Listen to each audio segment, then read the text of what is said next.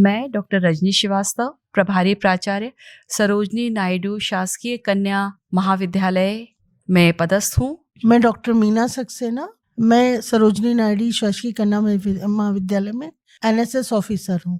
सबसे पहले तो मैं रजनी मैडम आपसे जानना चाहता हूँ, मेरा पहला वोट देश के नाम ये अभियान की शुरुआत 28 से हो रही है और पूरे हफ्ते भर तक ये अभियान चलेगा। आपको क्या लगता है कि किस दृष्टिकोण से ये अभियान महत्वपूर्ण है? ये जो पूरा अभियान चलेगा, इसमें सबसे महत्वपूर्ण ये है कि हमारे देश में युवाओं की संख्या लगातार बढ़ रही है जो कि पहली बार वोट देंगे। जो हमारे वोटर्स हैं जो पहली बार दे रहे हैं, उनके लिए बहुत आवश्यक है कि उनको जागरूक किया जाए।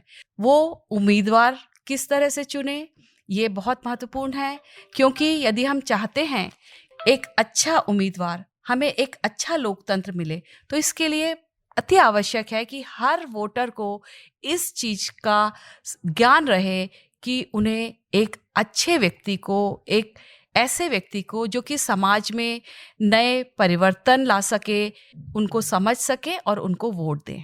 ये काफ़ी महत्वपूर्ण बात आपने कही कि बहुत सारे ऐसे अब युवा तैयार हो रहे हैं जो उत्सुक हैं कि वो पहली बार वोट डालेंगे। मीना जी, आप लगातार एनएसएस की गतिविधियों से जुड़ी हुई हैं और उसका एक बहुत ही महत्वपूर्ण पार्ट होता है युवाओं को जागरूक करना।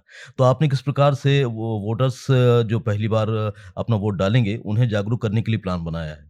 ये वाली गतिविधियां लगभग पिछले चुनाव में मैं कर चुकी हूँ, जिसमें उन्होंने फेस पेंटिंग की, उसके बाद रंगोली बनाई, फिर बच्चों ने बहुत सारे स्लोगन लिखे, निबंध लिखकर अपनी फीलिंग्स जताई कि हम क्या चाहते हैं। उसके बाद उन्होंने फ्लैश मॉब की, जिसमें उन्होंने नाटक के जरिए, नाटक और गाना दोनों कंबाइन थे, उसके जरिए बताया कि वोट क्यों जरूरी है। उसके बाद छोटे छोटे वीडियो बनाए और जिसमें वो पहले वोटर भी थे, क्योंकि हमने एक अभियान ही चला दिया था, मेरा पहला वोट। तो हमने जानना चाहता कि उस पहले वोट में वो क्या महसूस करते हैं, उनकी अपने नेता से क्या अपेक्षाएं हैं, क्या आकांक्षाएं हैं। और आश्चर्य लग रहा था कि वो पहले बार के वोटर काफ़ी गंभीर थे अपने मत देने के लिए और अपने नेता से उम्मीदों के लिए। फिर उन्हीं बच्चों ने एक बहुत बड़ी रंगोली बनाई कॉलेज में, और वो इतनी बड़ी रंगोली थी कि उसको दिल्ली से आए रिपोर्टर भास्कर के थे, उन्होंने ये है वर्मा, विकास वर्मा, उन्होंने उनकी एक वो चल रही थी रैली जैसी, उस रैली में पहला कॉलेज हमारा था जिसमें वो पूरी रंगोली कवर की गई थी। उसके बाद बच्चों ने एक रथ जो चल रहा था यंगशाला से, उस रथ में बैठ के अभियान चलाया और उस अभियान में उन्होंने लगातार लोगों से रुक रुक के संपर्क किया। फिर वो बच्चे 2 अक्टूबर के दिन झुग्गी बस्ती गए और स्पेशली उन्होंने उन बुजुर्गों को बाहर निकाला जो हताश हो चुके थे कि अब हमें वोट नहीं देना। तो उनको काफ़ी प्रेरित, क्योंकि युवा वर्ग तो काफ़ी उत्सुक था, लेकिन वो लोग थक हार गए थे कि अब हम वोट नहीं देते। तो उनको कहा क्यों नहीं देते, आपका एक वोट कितना कीमती है ये जानिए।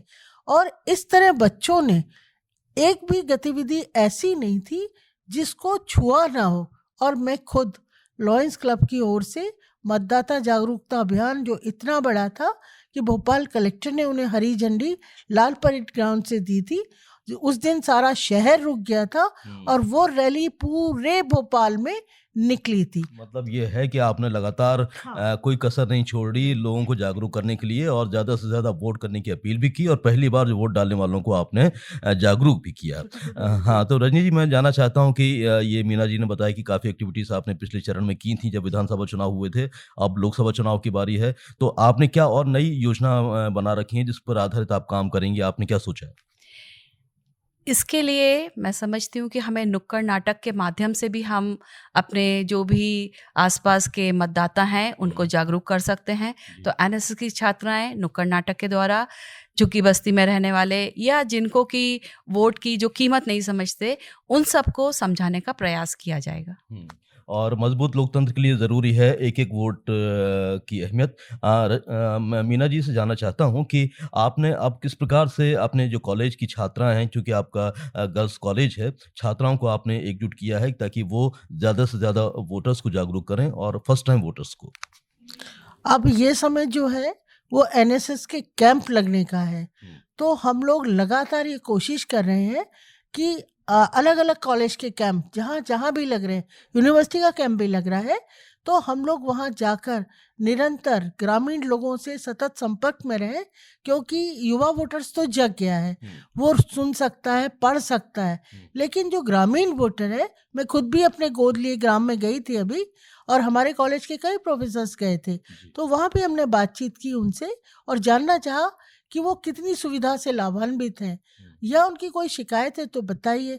तो नेताजी को उनसे जोड़ना और शासन की गतिविधियों का ज्ञान उनको देना, और इस तरह लगातार अब हमारी कोशिश ये है कि युवा वर्ग तो जाग गया है, लेकिन जो ग्रामीण वर्ग है, जो खेतों में मतलब उस दिन भागता है कि मुझे रोजी रोटी की ज़रूरत है, मैं खेत जाऊं, खलिहान जाऊं, क्योंकि उस समय खेत कट रहे होंगे, तो कोशिश यही है कि उनको अवेयर किया जाए कि नहीं, आपका वोट बहुत ज़रूरी है। रंजीत जी, अब चूंकि ये 3 मार्च तक कार्यक्रम चलना है, तो इस कार्यक्रम के माध्यम से आप और कौन-कौन से पहलुओं पर काम करेंगी ताकि जो लोकतंत्र की अहमियत है वो लोग समझें, और आपकी छात्राओं को आप किस प्रकार से अपनी कक्षाओं में भी ये जानकारी देंगी? इसके लिए हमारे प्राध्यापक लगातार काम करते रहते हैं। उन्होंने अपनी कक्षाओं में भी इस चीज़ पर जोर दिया है कि आप सभी लोगों को मतदान में भाग लेना है, क्योंकि ये एक ऐसा कार्य है जो कि हमारे पूरे देश में एक काफ़ी बड़े स्तर पे चलाया जा रहा है। तो हमारे यहाँ सारे प्राध्यापक और साथ में हमारे जो क्लब बना हुआ है, तो वो क्लब उनके द्वारा, उनकी छात्राओं के द्वारा हम सभी अपनी सारी छात्राओं को, साथ ही साथ उनके आसपास जितने लोग हैं उन सभी को वोट देने के लिए उनको हम आगे बढ़ाने का काम करेंगे। तो मेरा पहला जी संजय जी, एक बात मुझे और याद आ रही है जो हमने बहुत ही सतत की थी, वो था हमने पूरे कॉलेज को इकट्ठा किया था और प्राचार्य महोदय ने तब सभी को वोट करने की शपथ दिलाई थी, जिसमें हमारे महाविद्यालय के सारे कर्मचारी, बच्चे, अधिकारी, प्रोफेसर्स सब शामिल थे। तो इस तरह प्राचार्य महोदय ने ये शपथ दिलाकर हमारा जो जागरूकता अभियान था उसे तेज किया था, और इस बार हम ये सोच रहे हैं कि हमारा कॉलेज कैंपस और आसपास के जितने भी झुग्गी बस्ती, बाजार, वह सब जगह जाएं, लोगों को इकट्ठा करें, नुक्कड़ नाटक लेकर जाएं और सबको मतदान देने की शपथ दिलाएं। ये हमारा सतत जागरूकता अभियान होगा।